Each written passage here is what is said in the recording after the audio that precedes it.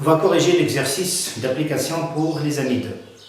Soit les composés organiques A, B, C et D, dont les formules semi-développées sont les suivantes. Préciser la fonction chimique de chacun des composés A, B, C et D et nommer le composé D. Alors, le composé A, c'est un acide carboxylique.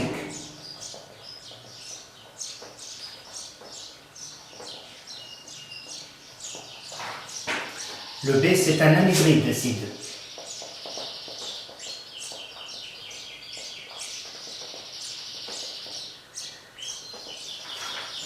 Le C est un chlorure d'acide.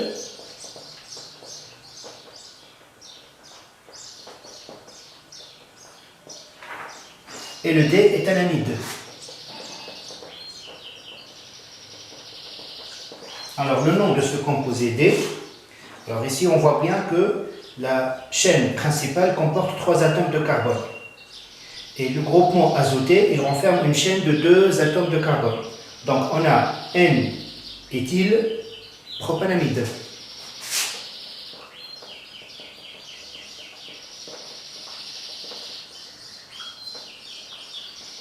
C'est un amide N substitué, monosubstitué. On désire préparer le composé B à partir de 2 composés parmi ceux donnés précédemment. Petit a identifie les 2 composés concernés. Donc là, on désire préparer le composé B, c'est-à-dire l'anhydride d'acide, à partir de 2 composés parmi ceux donnés précédemment. Donc pour obtenir le composé B, on doit faire réagir le composé A avec le composé C. Donc les 2 composés concernés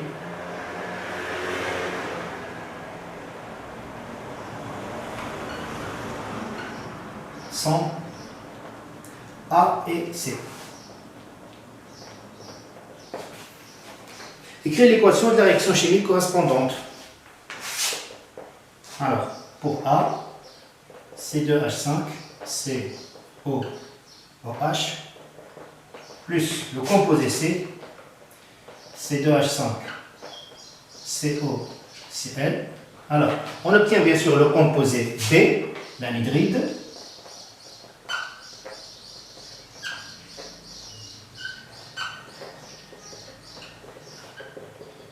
Alors, qu'est-ce qui reste?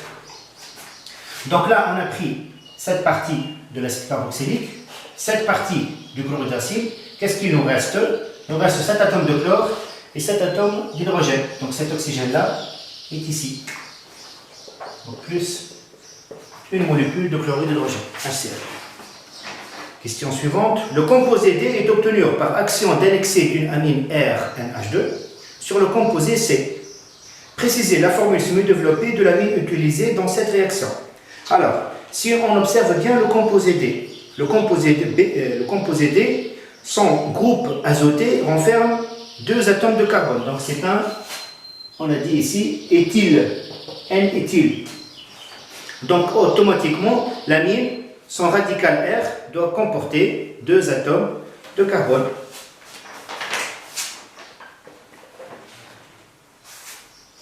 Alors l'amine utilisée est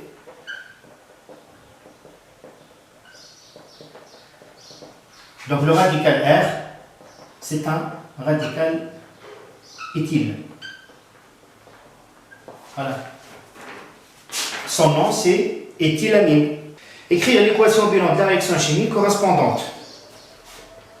Alors, le composé C, il réagit avec un excès de cette amine-là. Le composé C, donc c'est le chlorure d'acide, plus un excès d'amine, donc 2 fois.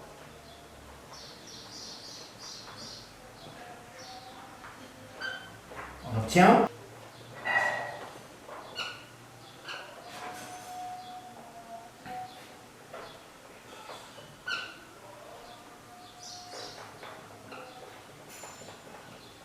alors, plus, qu'est-ce qu'il nous reste?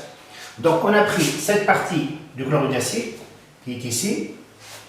Alors, pour l'amine, on a pris CH3CH2, NH. Ça, c'est CH3CH2, NH. Qu'est-ce qu'il nous reste? Alors, il va nous rester cet atome de chlore. Donc, lorsqu'il va s'isoler de cette molécule, il va s'isoler sous forme d'ion.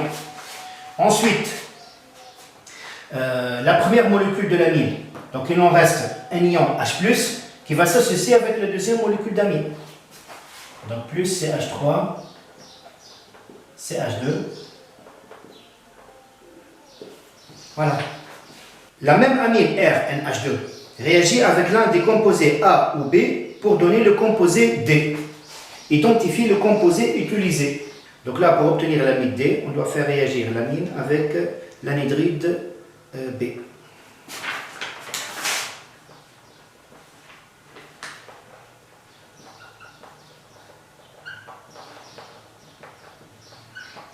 Et B. Écrire l'équation de la réaction chimique correspondante.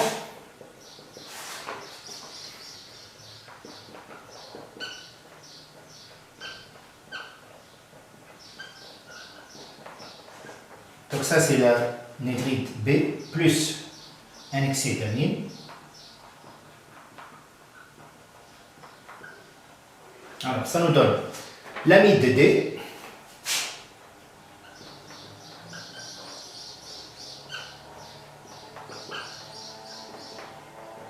plus, alors, cette partie de l'amide a été prise de l'anhydride, à partir de là. Ensuite, qu'est-ce qui va rester là? Il reste C2H5, COO-.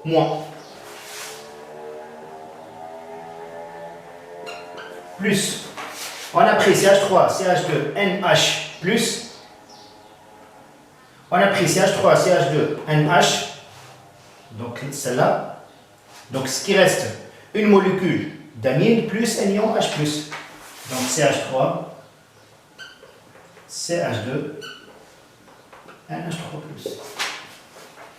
Voilà.